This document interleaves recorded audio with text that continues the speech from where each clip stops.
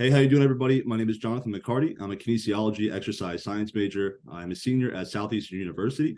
The interview I'm conducting today is going to be for sports psychology, primarily focused on getting inside the mind of an athlete. Now, for this athlete, I didn't want to choose an athlete who is a traditional one, primarily being, in the football realm or baseball, but more so of shining light on the bodybuilding scene and those athletes that can be in that sport. The reasoning for this is because I feel like there's not a lot of light shined on these athletes and really the psychological aspects that they have to endure throughout their sport. In traditional team sports, you're going to have a lot of athletes that are having a larger support group, primarily being their team. Within the bodybuilding realm, at the very end of the day, it's going to be that individual person stepping up on the stage and performing their sport. So there's not a very huge support group for that reason. I thought of nobody better to bring on than my previous coach. I've been in the bodybuilding realm for, fairly just touching the scene, but it gave me a great depth to the understanding of really how much of a psychological element there is to this sport. So without ado, I'll let him introduce himself and a quick background of who he is and where he came from. My name is Troy Tate. I'm 48 years old.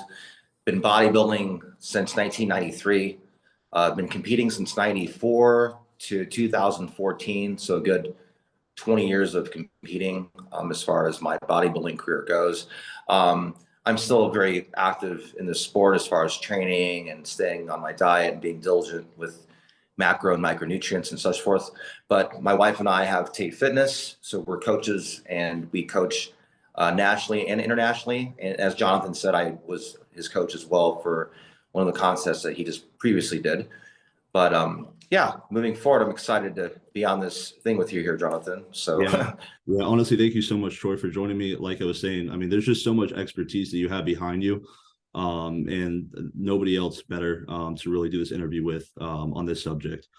So I really want to touch on a specific goal that you had, or just some type of adversity that was maybe a turning point in your career that really defined you who you were, or maybe just you're competing in totality. Whatever you really want to touch on, just let us know what that is. Well, I mean, just going professional in bodybuilding, which I won the Masters Nationals in 2013. That was just a huge achievement and goal of mine from the get-go, starting bodybuilding when I was 19 years old. And for the audience, those out there that are new into the sport, back in the 90s and early 2000s, there was no classic physique division. There was no men's physique. There was only bodybuilding. So if you didn't fit that criteria for a certain weight class or look for your height, you weren't going to be competitive. So needless to say, it took many, many years of training and being formidable to the sport and being dedicated to finally get that pro card. And it didn't come easy for me. That was the biggest obstacle I can say is sticking in there doing 29 contests and going pro in my 28th show, and then I ended up doing only one pro show in the 212s, which was in 2014. But needless to say, Jonathan, there's many years where I didn't think I was going to go pro because it was so difficult for going professional. Where did your motivation come from? Would you say at the start it was intrinsic motivation, something from an inner desire for yourself, or was it extrinsic motivation, some type of outside factor that was driving you for this motivation, to go pro, or just bodybuilding in general? Well, I can speak for other people too. Back in the 90s, we were motivated by the IIBB pros at the Olympia level and from the magazines, because there was no social media back then. In fact, there was no internet until 97, 98. So you want to go back to 93, 94, we were inspired by the guys in the magazines. And it was hard to get that inspiration at a local gym just by looking at guys with developed body parts, unless you saw a complete physique, then you knew that person was, probably doing something diligent and he actually knew what he was doing, But we looked up to Flex Wheeler, guys like Sean Ray, Kevin LeBron, Dorian Yates, Ronnie Coleman later, these are the guys that we looked up to. Yeah, not to say that we could get to that level where they're at, but we inspired to become like them and train like them and kind of follow the suit, so to speak, So following that, the training, not many people know if you can just the training alone, because the diet aspect and everything else, it's literally such a controlled environment. But if you could just go in depth, the training compared to, people don't understand the traditional sports training versus bodybuilding training. How much more strict is it? You're caring about muscle contraction and quality, so much more than what it is with a traditional sport. Well, with exercise physiology per se, there's certain biomechanics that your own body can perform with what kind of leverage you could have, or what kind of sports performance training vector of output that you can put into that gym in that time frame of window, say hour or 2 hours that you have to train. I believe, I go back from the old school days where you train heavy, you do as much as you can with full intensity and keep your volume smaller. And that was kind of the approach that I did in the beginning of bodybuilding. Obviously, later down the road, if you have injuries and you're trying to learn more about hypertrophy, it's not always just about lifting the heaviest, weights in the gym, because that's more power lifting. But we kind of did power bodybuilding, if that makes any sense. 100%. To where we would stick with the compound exercises like squats, deads, and bench press, but put the auxiliary movements like your dumbbell exercises, your machines, and kind of did a combination of hammer strength and all that kind of thing, and make sure we did enough volume to get enough blood into the muscle and break down the body for hypertrophy. But then we made sure to go heavy. When I say we, it's the guys that I trained with, because that's all I knew at 19, 20 years old. You know what I mean? So, for example, would be like 15, no, not even that, 12 to maybe 14 sets of body part. Yeah. And to a lot of people, that's very little volume. That's not a whole lot of sets, Exactly. You can just see how in depth, really bodybuilding training is compared to the traditional training. Obviously, they're going for two different things, but I mean, right. The focus and the intensity is unmatched. And on top of that, I wanted to touch on, what about the mental aspect, as far as showing up each day and creating that output of training that you had to. Well, honestly, man, it was always beating your prior lifts and prior goals from the previous week. So progressive overload is how we succeeded in training. And I think, and I'm not saying this for everybody, but most people, if they want to progress, numbers don't lie. If you're adding 5-10 pounds to your bench or your squat or your deadlift, and you're still hitting that 12 rep range, you're improving, you're progressing. Or staying at the same weight, but you added 3 extra reps to your final set, you're still progressing.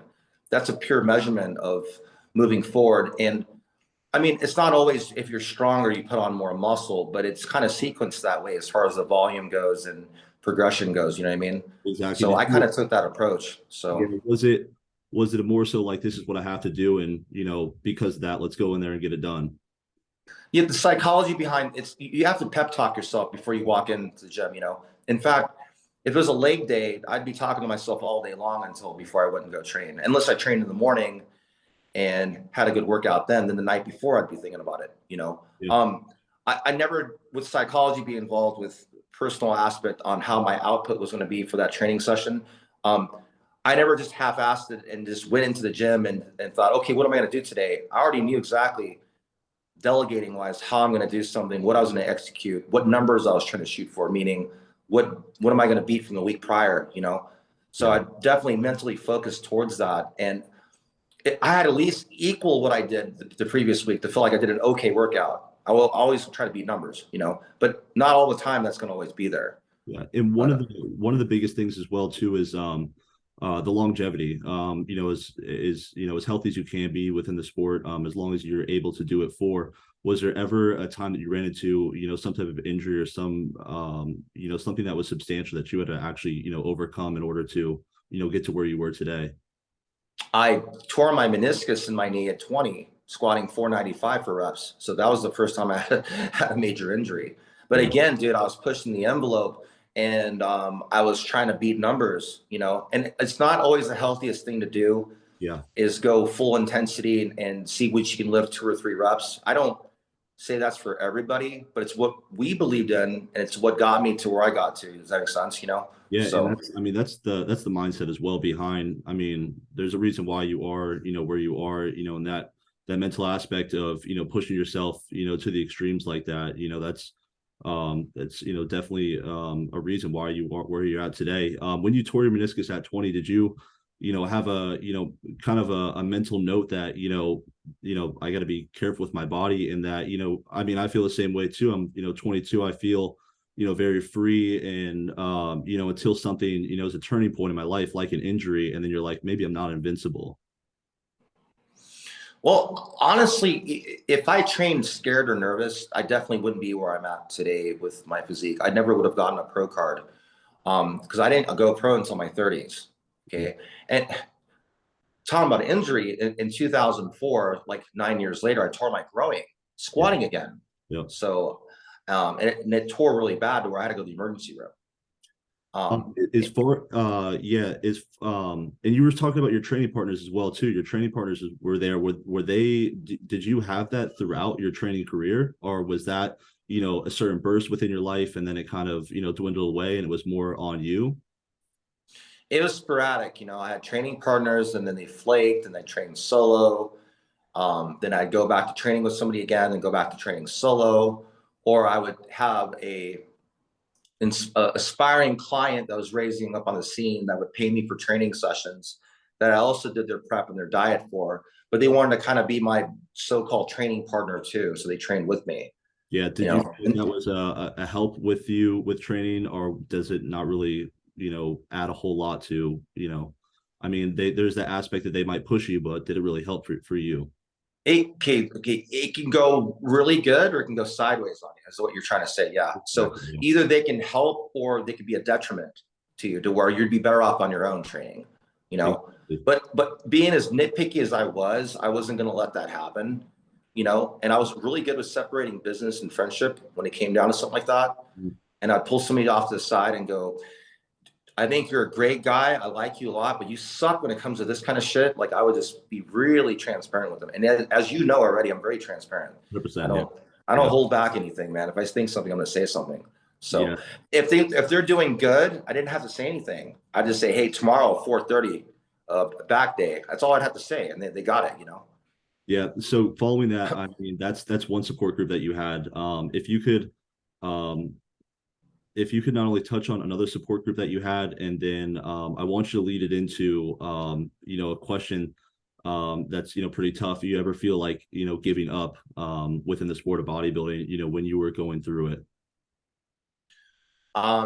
The 2005 Nationals in Dallas, Texas, actually 2004, and I'm going to conclude onto this why I'm bringing that competition up.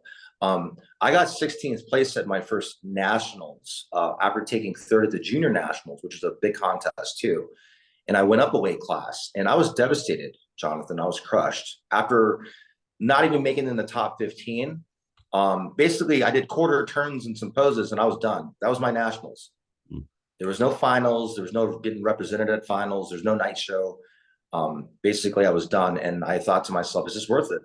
Do I want to continue a sport that I'm failing this bad at? But I just learned from my failures, and learned how to fail better, basically, and told myself, no, Troy, the only way you're going to really fail is if you quit, you know. So it was a long weekend, put it that way, of not sleeping and doing a lot of soul searching from that loss, from that contest. Would you say that? Yeah, yeah, I know it 100% makes sense. So would you say the motivation was just something that, from within you, that, hey, this is a part of it, this is, the learning curve? I mean, I can't even imagine, the mindset then, but what you were saying. But, what did you do to get yourself out of that low point? I know you said the sleepless nights and things like that. Was there something that, you used to get out of that? Yeah, well, as every competitor would know, if they don't place as well as they should, and I think you know what I'm talking about, you have to do a lot of thinking. And as soon as you get some, and I don't mean this personally, Jonathan, that's not a stab at you. I'm sorry. No, I love it. I love I it. was trying to be kind of like indirect here. No, you're good. But long story short, after you get some calories back in you and you feel a little bit more like you again, you can give really good reflection on something, and I'm not somebody to make a heinous, fast overnight decision on something, and switch gears like that. Like, I didn't do well, so screw this, I'm done. I don't quit anything I start, and I told myself, hey, hang in there. maybe you didn't peak correctly, maybe you didn't do something right, or maybe you didn't listen to your coach enough. There's a lot of things that there is. you know what I mean, that could have been probably better on my end. And it all came to fruition after that weekend and after I got some calories back in me. Yeah. So When I mean I had this this thought as well too, just very briefly, but I'm sure you've had it as well. When you were, when you look back before training, and you're just in that mindset of where you were at then, did you ever think that this is what you would be doing, when you were, in your youth? Did you ever think that this is, how far you'd come with it to the pro level? no, actually, I wasn't sure. When I first got into bodybuilding, I liked it, but it's really hard to give yourself a 10, 15, 20 year, 30-year projection on anything. Yeah, that's almost, I mean, you can have the aptitude towards thinking that you're going to do something for a long time, but whether you're going to really do it or not. I know so many people who fell out of bodybuilding in this sport, like early on, and I've seen a lot of clients really act gung-ho and get a little too excited too quickly, which makes me nervous for them. Because I think, dude, you're not going to hang in there because you're overcompensating already about how everything's so phenomenal and so great so quickly before you even step foot on a stage, So not use clients as examples, but like for example, he hasn't even done a show and he's talking about what pro show he's going to do once he goes pro. And I'm like, dude, you haven't even stepped foot on a stage show yet. So these are, to me, warning signs that you're not going to make it. You're probably going to end up not ever even competing. You know what I mean? Yeah. So, no, keep going. Those are the things I didn't do, Jonathan. I didn't go, okay, I did my second show. When I do the Olympia, I'm going to be top 5. There's no way I even thought that far ahead. Yeah. And I thought of it'd be cool to have 20-inch arms one day, or it'd be cool to have a physique that's flawless, that just matches perfectly symmetry wise, or have the best posing up there. I thought of little things I can work on to make that much better of a physique for myself, Yeah. Tell me about the competing aspect. I mean, you have the one training, the whole training aspect behind bodybuilding, but tell me about, stepping on stage and competing. Did you ever, were you confident at first of being on stage? And did you ever think, that you would transition your weight training into bodybuilding in the competitive realm? Well, honestly, I got into bodybuilding to compete. Okay. So if that answers your question, yeah. And I did judo for 18 years competitively up until 23. Obviously, I started bodybuilding before I ended my judo career. But in high school, I was a springboard diver. I did 3-meter. So long story short, again, when I went to college in 1992 in Colorado, there was no diving team. In fact, they yanked all the springboards out of the diving facility. So I'm like, damn, I can't even do my diving. This sucks, And the judo team here, they suck too. So I'm not going to learn anything from them, So it's like being the smartest person in the room. You got to find another room, right? Yeah. So I was honestly looking for something active to do. And I met some friends that were in bodybuilding, and they're like, hey, you should get into bodybuilding. Shit, my little light went out. Did you have any problems competing though? No problems with, especially at pro level and the crowds got bigger, or just, I know there's no actual physical, contact between, competitors, but what about that presence just being on stage? As far as what do you mean? As far as confidence, just overall confidence on stage, and, or just any anxiety, anything like that you had, or you didn't face any at all? No, I didn't feel anxious or anything because I competed so much in judo, Exactly. Yeah. So I was so used to being in front of a crowd and being on the mat and battling away with this one guy that I had to beat, and exactly. I did that since I was 6. So and that was physical contact. So I mean, physical contact, yeah. And my dad was my judo instructor, so I was kind of like made to do judo, if that makes any sense. So yeah. And I just want to touch on, so what are you doing now as far as the fitness realm, if you want, to tell the audience, what you're doing now, and then how are you staying focused now as well, through whatever means? It's credibility, to you guys that are my clients. So, and the message that I'm trying to put out there, so I'm trying to keep up with what I'm doing for as long as I can, basically go until the wheels fall off, so to speak, Yeah. So if I can continue this training and continue to work around small injuries that I might have and keep this physique up, then the better representative I can be as a coach to you guys. and my clientele. And it's my work, it's my business. This is how I pay my bills, is being a coach, and I'm always going to continue bodybuilding, whether I compete or not. I'm always going to live the lifestyle and be as accurate as I can with it, if that makes sense. So, yeah. And for those, I mean, for those who don't know, just from, not only does your, client pictures and, I mean, your whole stage, presence, everything like that speak volume, but as well as, you don't see a whole lot of, former pros, are just, bodybuilding gurus basically putting out their information for everybody to see and, really educating the population.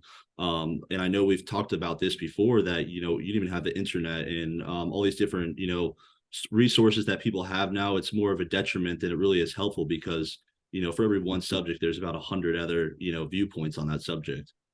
Right. Yeah. I basically read magazines and books, and I would go to, I don't know if you know what Barnes and Noble is, but yeah, I'd go to a Barnes and Noble and I'd look at the Encyclopedia of Bodybuilding from Arnold Schwarzenegger. Yeah. And, the book's like, 10 inches thick, literally. So I'd read that front to cover and take a notebook and take notes out of it. So instead of buying the book and being lazy and having to collect dust, I'd make myself write things out and workout wise and just kind of study the theory of what Arnold and how he believed, or at least what the book said. I don't know if it's exactly what Arnold really portrayed, but that's all we knew. That's all we can kind of go off of. And then you kind of mimic things, you know what I mean? You kind of seek help from things that's already been done in that aspect. So that's what we did. We just kind of tried some of his workouts and his training and some of his diets and kind of put it to fruition and see how it worked. And we're talking, dude, when I'm 19 years old. Like I didn't know any better, Yeah. And back in the early 90s, it wasn't like there's all these coaches around. And where do you get access to these coaches? It's more like that dude looks pretty big, he might know something, or he's got big legs, so he probably knows a lot about leg training. Yeah. And then whether that guy will talk to you or not and be cool with you, that's a whole nother story, because you don't know what kind of attitude you're going to get, or if he's a really nice guy or not. So you just had to have the guts and the balls to actually go up to somebody and see if they're formidable and see if they're nice enough to actually, give you the 5 minutes of time without bugging them too much. That's how we got our knowledge. Exactly. There's no internet. So books or the real person that you see in front of you, that's all we had to go off of. Yeah, completely different from now. I just 100%. Want to cover one last subject with you. So I'm pulling from my sports psychology class. We're just going over one theory. This one's called the inverted U principle. It's just basically talking about arousal. Arousal could mean literally anxiety or anything like that. And then how arousal basically affects performance. So if you have low arousal, you usually will have low performance. If you have too high of arousal, it'll also diminish your performance as well. And just to show you what this looks like, this is it right here. It's the inverted U principle, as you can see. So what it's basically saying is that, right at the top of the arc in the center, that's where the sweet spot is. That's where arousal is perfect. That's where your performance is going to be, is going to go right in line with that. If you could just touch on, what this might, how this applied to you. And it could be not even from a competing aspect. It could be from, a mental aspect of how you had to, basically keep in check your psychological aspect. That way your performance stayed steady. I mean, I was always pretty calm and collective, yet I was focused at the same time, to where I won't call it performance anxiety. Like I never really got anxious, but nervous enough to where I took it serious enough to where I was mentally prepared for something, if that makes sense. Yes, it definitely does. So I never got psyched out, but I never thought, oh, this is going to be a piece of cake. And I'm like so relaxed where I'm half asleep. It wasn't like that, So yeah. I'd say somewhere in the middle, yeah, to where I was nervous, but serious, to where I was confident. Every contest I prepared for, I always felt like if anybody can win this contest, it's me. 100%. That's what I was going to say too. Nowadays we have social media that's such a big player. And, people searching up, the lineup and who's going to be in this show and that show. I mean, I'm sure you had, a core group of guys that, that knew what, that were going to show up to particular shows. But I feel like, nowadays, people get too caught up in, oh, what's he look like at this amount of weeks out and things like that. And that high arousal can also mess up performance as well, or chasing, something that they're doing that might not be good for you, that messes up a lot of people. So you know, you got to stay clear of it in my aspect, you know, of things. Anything that's going to give you negative anxiety, I guess I can use that word, right? Negative anxiety. It's not really what you're saying, but Yeah. if you're not using social, whatever platform or vector that you have, if it's not going to help you, don't use it. Yeah. Stay away from it, you know? So we all have our things that I could say is like our demons or things that might bother us towards something, towards the optimal goal, right? Because you want to get from A to B. That's your goal. What's going to get you to A to B the most efficiently? And if there's certain things in your life or certain people or certain anxieties, like you're mentioning with performance, that's going to hinder you, eliminate those things. 100%. At least for that 12 or 15 weeks out when you're prepping, you know. Yeah. You can't get rid of them completely out of your life, like family members or something like that. You know what I mean? Exactly. But you can say, hey, I got this contest. Please let me. If you get respect from people or your family respects you, that certain person in your life that's just nagging on you, whatever it is, they should leave you alone for that time being, you know? Exactly. Or certain friends that don't help by sending you pictures of people like, hey man, this guy's in your show. He's shredded, man. I don't know about him. Like that doesn't help, dude. That doesn't help at all. Might not be the best person to keep around. Yeah. No, not at all. And if they keep doing it, then they're being deliberate. It's on purpose, you know? Yeah. So that was the last topic I want to go over. So that was the sports psychology project of getting the mind of an athlete.